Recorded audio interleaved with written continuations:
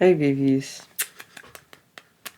Even after all this time, that still feels so natural to do when I sit down in front of a camera. I wanted to talk a little bit about what I've been up to, all the kinds of things that have been coming up in my life recently, but also since about 2 years ago when I kind of stopped making these videos and things like that. So I guess I'll start from the beginning. So last time we talked, I remember I was talking about how I was going to college. I was moving out of Indiana and back to North Carolina, and I decided to go to school for biology. And the school that I went to was in the mountains of North Carolina, which I really enjoyed. I've always enjoyed. That was probably one of my favorite things about that school, actually, was just that it was in the mountains. I've always liked the Asheville area and stuff like that. If you haven't been out to Asheville, North Carolina, it basically is like a really big, like, hippy dippy hub. And the hippies, the spiritualists, the, like metaphysical type people, those are my people. So, my first semester out there, I had started that January of 2022, I believe. And while I was out there, that's actually where I had met my boyfriend, Valentino. So, I think I want to kind of get into more of the nitty gritty um, while talking about events are fun and, important.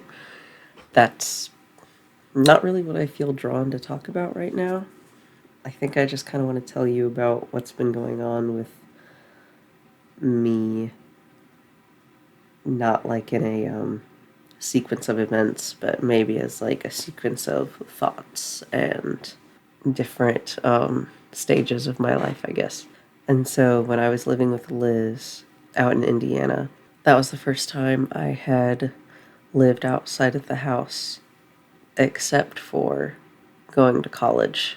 I had first started at Indiana Wesleyan. That's how Liz had found people out in Indiana. That's what drew her to be out there. That's my connection to Indiana, is that school. So then she found an apartment and was looking for somebody to live with her, and she offered that extension to me. And so I went out there. I had just finished a semester online at the community college that I was going to after Indiana Wesleyan because I didn't want to pay private school prices to be doing online coursework. I decided to go with her and take a gap semester at least. It ended up being a year, that's fine. And so I went to go live with her, and I got a job actually at the same hospital she was at, and so that allowed us to hang out a lot together. And she quickly became probably like my best friend, absolutely, when we were living together.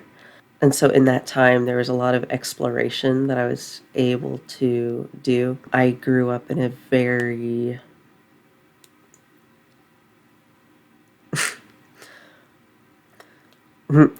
if you've been to my live streams, you know I was Christian. Was is is the right word? I don't know. Just for continuity, let's say I was a Christian and no longer am. But whatever, we'll talk about that. But if you were from my live streams, then you kind of saw the struggle that I had with how I was brought up and then kind of how I felt about the world myself and the things that I knew to be true, my own experience, my own feelings, and my own thoughts were not aligned with the teachings of my parents. I'm not even going to say the entire Christian religion, but my parents. It was definitely different. And so when I was out of that environment, my sister Liz, she had already been exploring. She had already I don't really know what she landed on, but I know that church wasn't it. Oh, I'm getting jittery just talking about it. So Liz had already kind of had her mind made up that church wasn't it. And so I was able to explore other things. And it took me a long time to actually explore other things because when I was living with her, I had actually started going to church. As soon as I got there, really, there was a church in particular that I was interested in because I had heard a lot of good things about it. People that I had liked and respected and do respect. Wow, that sounds like I totally. But no, people that I respect from Indiana Wesleyan were going to that church, at least at the time when I was going to Indiana Wesleyan. It looked like a lot of them weren't still going, so I wonder if there was like something that went down and I was not privy to that information. I had started going to this church that was like all about inclusion. They were talking about being a multicultural, multi ethnic, multi age, multi income kind of church, and I was like, especially because this was right after the Black Lives Matter protests and resurgence that took place in like 2020 and stuff. So I was looking for something that, was inclusive and was, I don't know, it felt like a home for everybody. And at this time, I was also kind of delving into my own mental health and how I thought about things. I didn't really have a space until then where I could think about things that I felt and wanted to do that weren't, aligned with what my parents' beliefs were, particularly sexuality and mental health. My parents aren't like, anti medicine or anything like that. Like if you had like depression and like ADHD in my household, it was like, okay, well, let's get you the help that you needed. Except I didn't get that. My symptoms went unnoticed for whatever reason. I think probably just because I had the quietest symptoms, if that makes any sense. Anything that I was feeling was not brought to the surface. A way that I had put it for a long time was I kind of felt like I was a robot. We love that. And so, while being with Liz and while exploring, especially through TikTok and YouTube, I consumed a lot of TikTok and YouTube. I had first been introduced to the idea that I might have ADHD when I was living with Liz at 20 years old. And it feels so obvious now because it is, but at the time that was mind blowing. I was like, no way. I have a disorder, neurotype, or whatever. I don't know, whatever you want to call it. And then a friend that I had at the time also was going through a kind of similar uncovering of what their sexuality and mental health was. And they were like, I think I have autism. They talked about how autism showed up for them in their life. And then I started seeing that in myself, and I was like, I think I have autism. And so there was just so many new layers of like mental health stuff that I could delve into. I was delving really deeply, I think, into autism, especially because that one really, really resonated with me. But also because ADHD, I thought, like, well, I know enough about it because like all my siblings have it. And so like everything, I know everything, it's fine. Not true, but that's where I was at. And so I was really delving into like autism and seeing how that played out in my life. And in that same train of realizing, oh, this is how I am, that same friend was also like, yeah, and I also think I'm bi. And I was like, oh, well, I have had similar feelings growing up, but I did not know if they were real enough to consider like actually being something that I should like come out about, or if I was like making it up.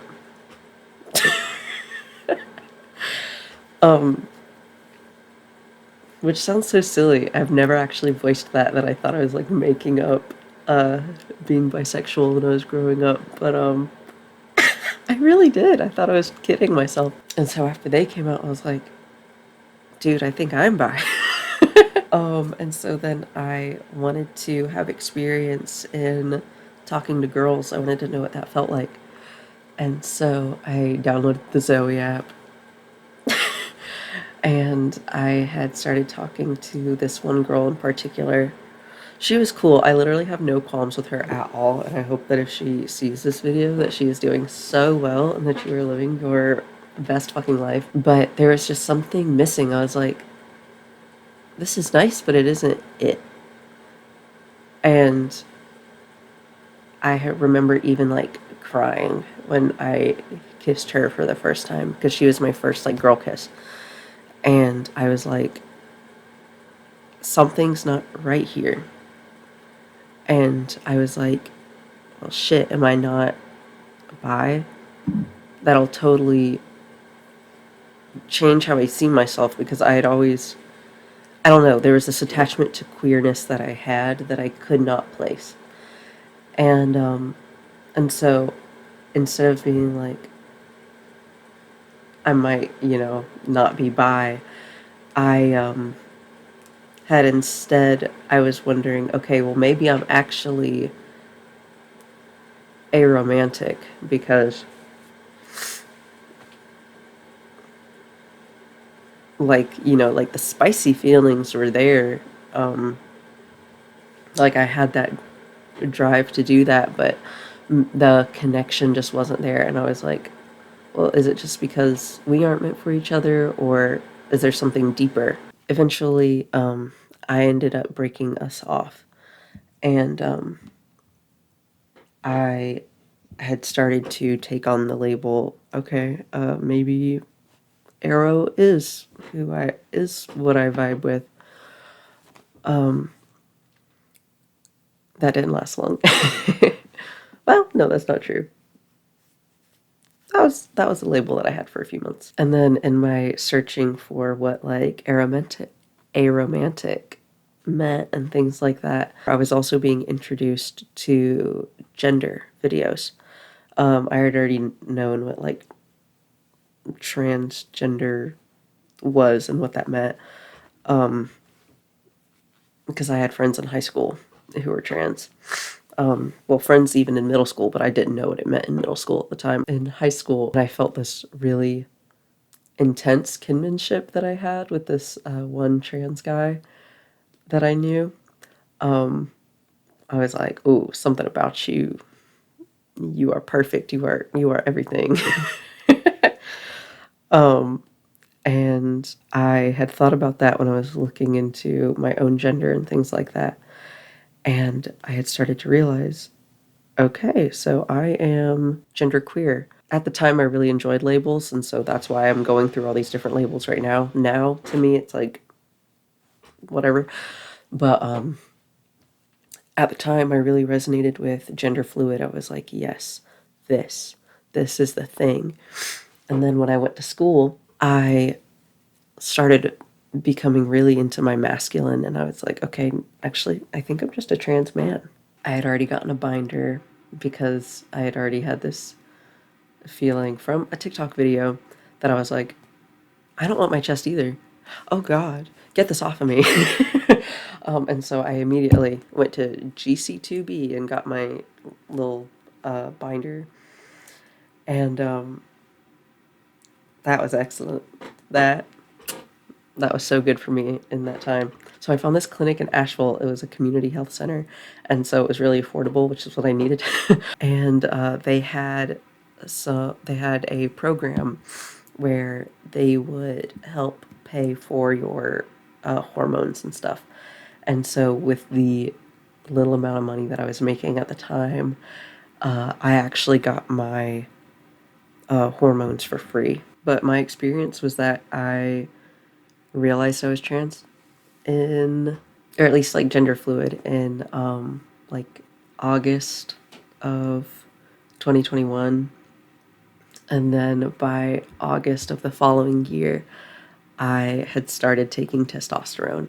I had started, becoming more masculine in my appearance and masculine like feeling, and started putting on weight. I had like a little boy tummy, and my face was getting like wider. And I started getting like facial hair. I shaved, so you can't see it really, but like you can kind of see like the 5 o'clock shadow of where I started getting like facial hair, and I started getting body hair and stuff, and it was awesome. I was like, this is it. Um, and I had stayed on those hormones for about a year. It was a little over a year, actually, probably a year and a half. But eventually, I had realized I was like, oh wait, no, I am gender fluid. I genuinely am. I enjoy expressing myself in all sorts of different ways. Or I just don't have a gender, or I don't hold myself to conforming to any of that. I love getting he, him, they, them, and she, heard. I love it all. And I think when I realized that me being able to be confident and in touch with my masculine side, that made me feel safe to express my femininity again, that that made a lot of sense to me. That clicked. That's what I was feeling. But then also being safe to just not even pick a side, just be and exist and be more than whatever perception or box that people can put me in, that I am more than that. That was huge. And so I had actually stopped taking testosterone several months ago. I don't even remember when.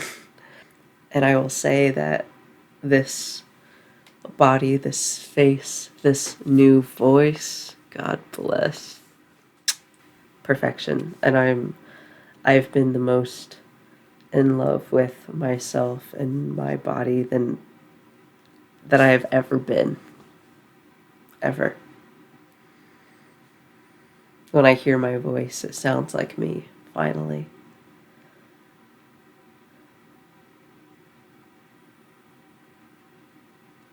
Which is huge, because I think that was also part of why I stopped recording videos. I worked for this company where I was making educational videos for kids, and when that had closed down, I had just, or no, actually, when I had gotten laid off from that job, I had just stopped making videos, and that was July of 2022. That I think the last video that I had made was that June, actually. And yeah, I had just stopped making videos because in that whole process, I was feeling kind of burnt out a bit. And,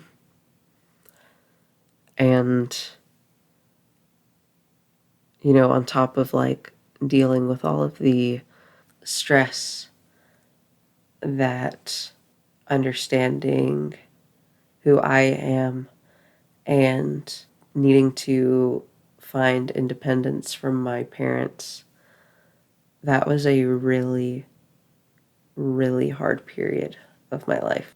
So now that I wasn't being required to make videos, I had just stopped. And part of that, I think, also had to do with hearing my own voice and it not feeling right. It was too high pitched. There was no timbre. There was no emotion and smoky rasp in it that I was supposed to have, that I needed. I sounded like a child, and I didn't like it. In my opinion. That's like being really hard on myself and, some of it, and just being ashamed. I mean, a lot of it was the dysphoria of not being able to present how I wanted to in the world. I hated my voice. And I'm lucky that I was able to change that, and in a way that made sense for me, because now everything does make sense. And like the body that I have now, and just kind of like how I carry myself, like needing to shave more often, it makes sense to me. Like that is who I'm supposed to be. And I like that. I like feeling like I'm in between somewhere. I'm realizing more and more that I'm like non-binary, if I had to like pick a label, non-binary, gender fluid or whatever, because, I love both binary, but I think when I am most myself by myself, I don't have a gender. I'm just me. And I enjoy the feeling of being in between those two sides. Like most people are, but you know what I mean. The girls who get it, get it. I wanted to bring that up too because I know I had gotten a comment about my voice sounding so different in the last video. And that is why the testosterone was testosteroning. And all along that gender journey and mental health journey and understanding my own mind, there was also an undercurrent of this spiritual journey. I had first there was actually a time in my life where I had gone where I was using the label atheist. I didn't believe there was a God. I didn't really need a God to understand the world around me. I felt like it was very easily explainable without God. And I'll go ahead and say too, like all of these things that I'm talking about is my own personal experience. The only inspiration that I want people to take away from this video is that you can be yourself, that you can also do these really, really hard things and find yourself, whatever that means for you. But this is just how my journey looked. Anyway, at first I was like, okay, well, I'm definitely atheist. I just don't believe in God. I don't need to. And then when I had started going to school in Western North Carolina, there was a substantial spiritual population because, like I talked about, like Asheville is like a hub for like nomad type people, or at least it was. I don't really know if it's still that way now.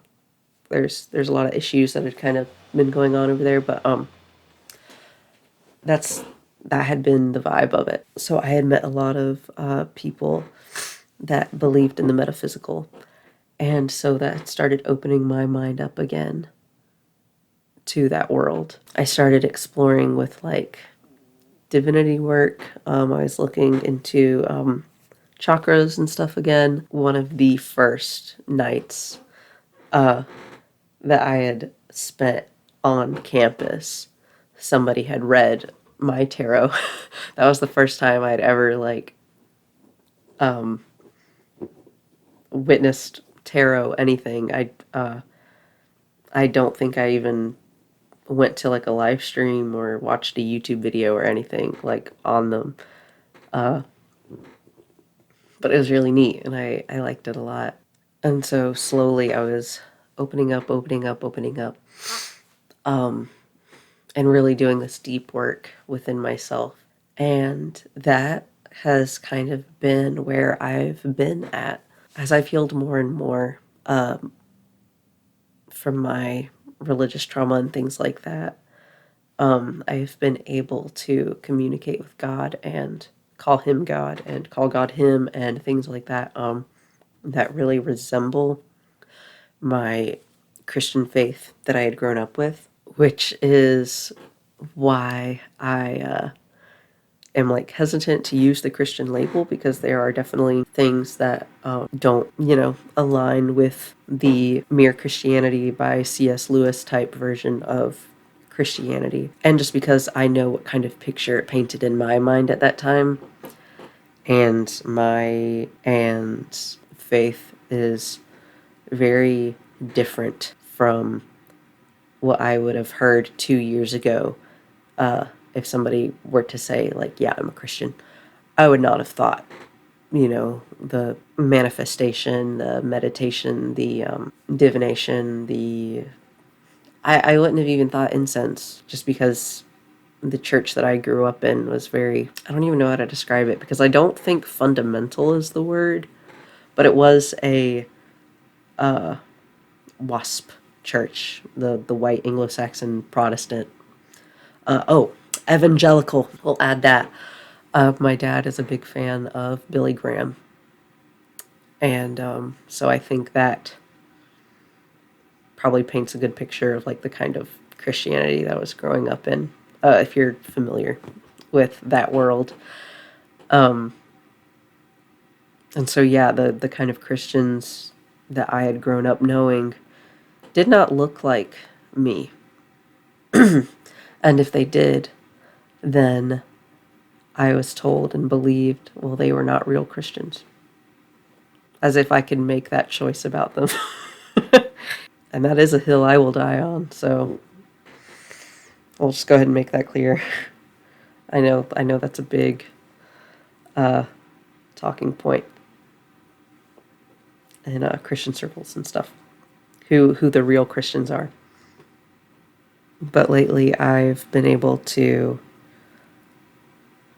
genuinely connect with God. And I will say, one of the books that had helped me do that the most was Friendship with God by Neale Donald Walsch. I don't have it with me because it was a library book, which is a travesty. I want to own that book so bad. And honestly, I'll probably do that with my paycheck coming up. I want to own all of his books, though. All of the With God books. And right now, I read them out of order. That was actually the fourth book that he wrote in the, I'll just call it All Conversations with God, because I think it all kind of has a similar theme, but technically Conversations with God is a trilogy, and Friendship with God was outside of that. But, so I'll call them the With God books. So that one was the Friendship with God, I think, is the fourth book out of 6. He might have 6. He definitely has 5. And the first book that he wrote is called Conversations with God, an Uncommon Dialogue, Book 1. Brothers, you gotta fucking read this book. It's so good. And look, I'm only a tiny bit in. Let me just read a banger to you. This shit is insane. Okay, hold on. They're all bangers. So the way that this book works, as far as I know, all of his With God books, this is how they work.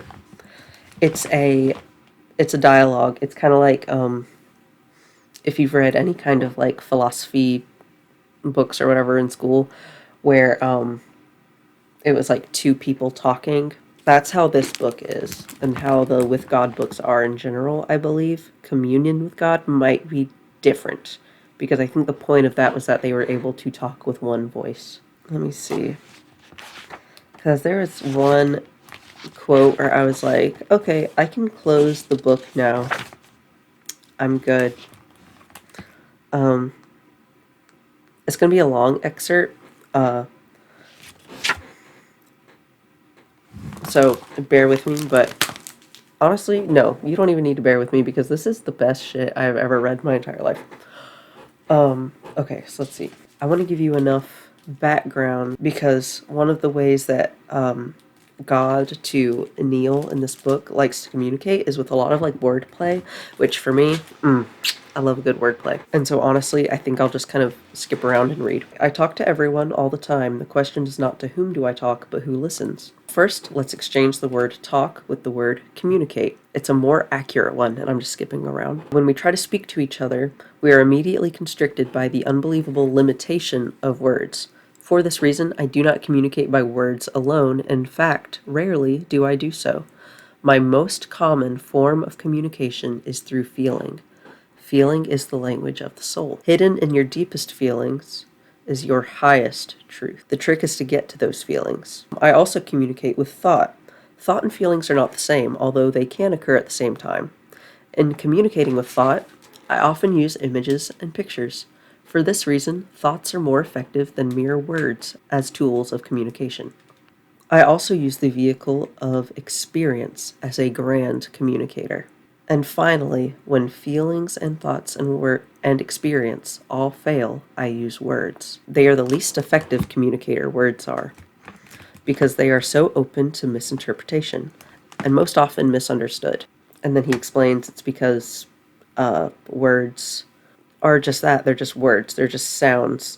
It's, but when, God, creator of the fucking goddamn universe, wants to communicate with you, words, human, utterances aren't necessarily the most accurate way to portray what God is trying to say to you, or spirit, or creator, or whatever you want to, Gaia, I don't, whatever. But I like to use the word God. I feel it's very reclaiming. So yeah, big messages from God trying to be translated into tiny little words. In my opinion, that's probably why we have a lot of like legalism and things like that. You hear one thing and it's like, oh, okay, I get it. Breaks down the words and tries to understand the words perfectly so that way you can follow the rule. And it's like, that's not what we're trying to get here. We're trying to have a relationship.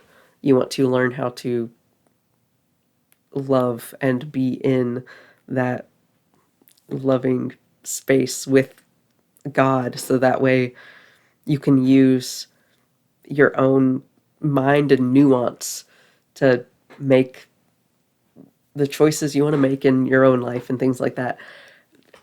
Anyway, but I want to read this banger. So that's the background that you need. Words may help you understand something. Experience allows you to know. Yet there are some things you cannot experience. So I have given you other tools of knowing.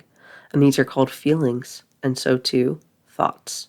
I'll also throw in there empathy as a feeling. Now, the supreme irony here is that you have all placed so much importance on the Word of God and so little on the experience. In fact, you place so little value on experience that when what you experience of God differs from what you've heard of God, you automatically discard the experience and own the words, when it should be just the other way around.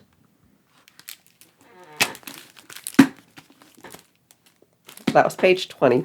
That I feel like is just kind of the theme of what I had been going through with my mental health, my gender, and just understanding God in general, because I was having these intense feelings of like, okay, well, I know God loves me. At least that's what I'm being told, and I can see some of the blessings, and I know what love feels like. I know what it feels like to love people.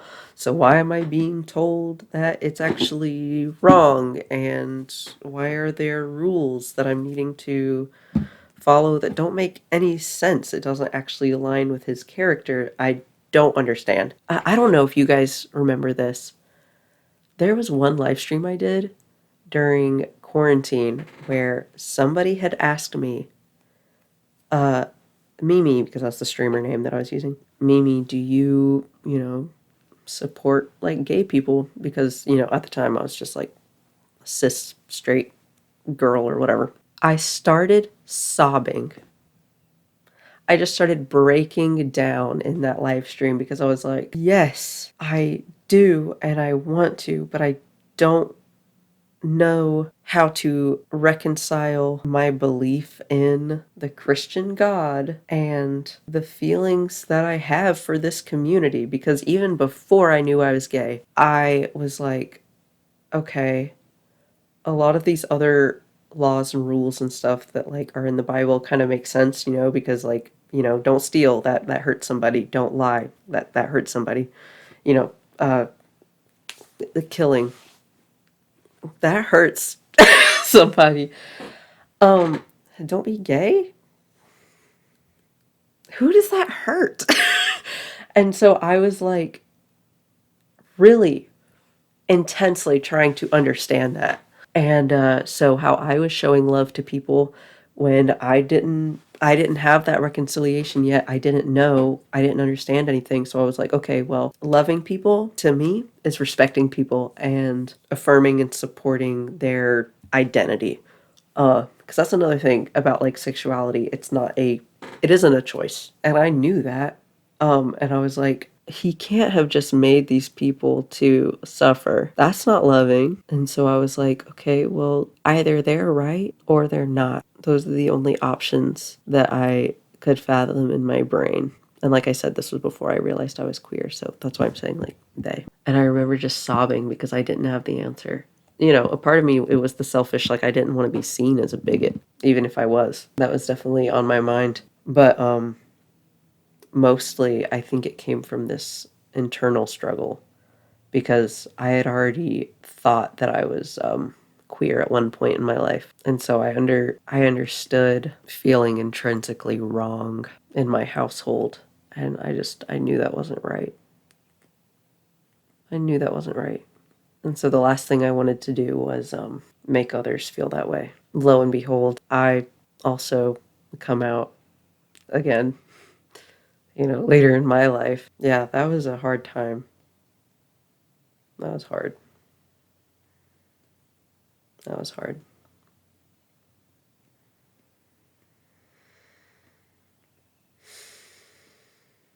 That was hard.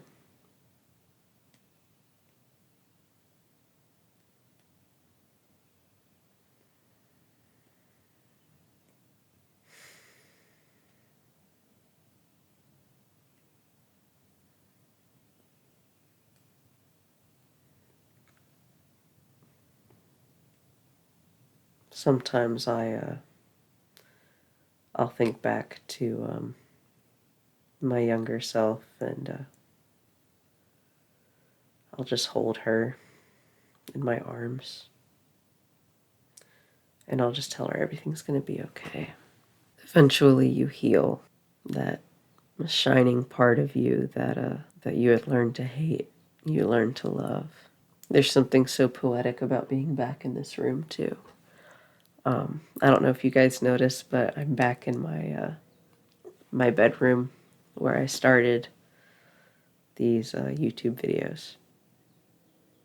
This was actually Liz's childhood room. She bestowed it to me when she left for college when I was 16. This room has a lot of good energy in it. It's got some melancholic energy in it sometimes. At least it used to, but lately we've been working. It's slowly become a more calming energy, which is nice.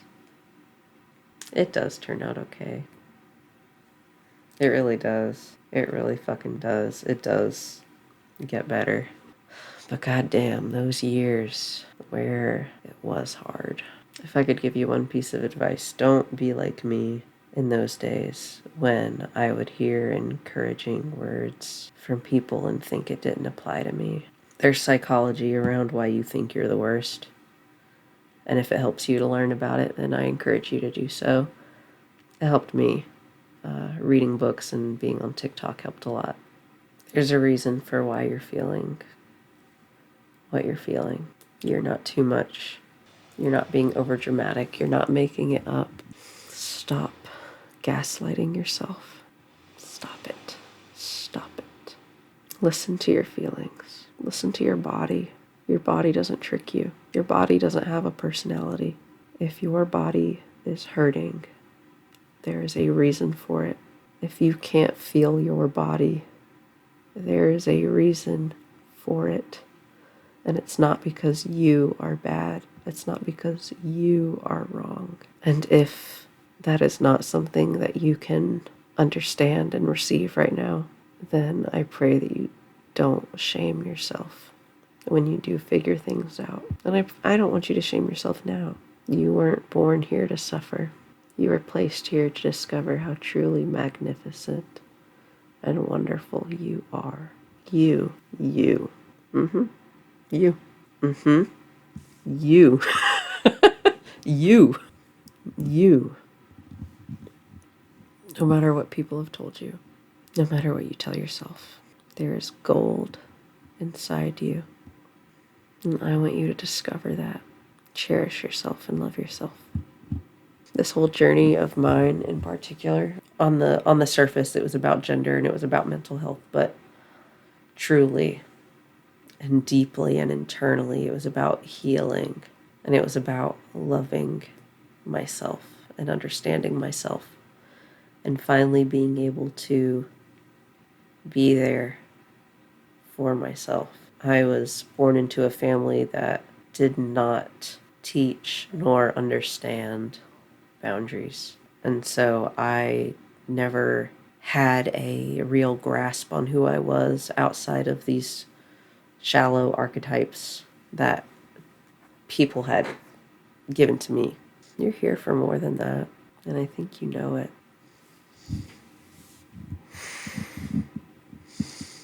You're here for a lot more than that. You're here not to be a pawn in someone else's game. You're not here to be chewed up and spat out by others. That's not why you're here. And I'm not asking you to believe in any kind of spiritual path or anything if you don't want to. That's not what this is. It helped me, but that's my own. I mean, I grew up in faith and I love it. That's my wheelhouse. That's what I enjoy. So find what speaks to you and cherish it. Cherish yourself.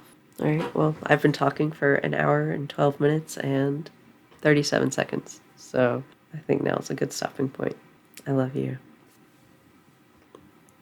I love you. I am sending my love and good energy to Source with a capital S. And may that be delivered straight to you. You're good enough.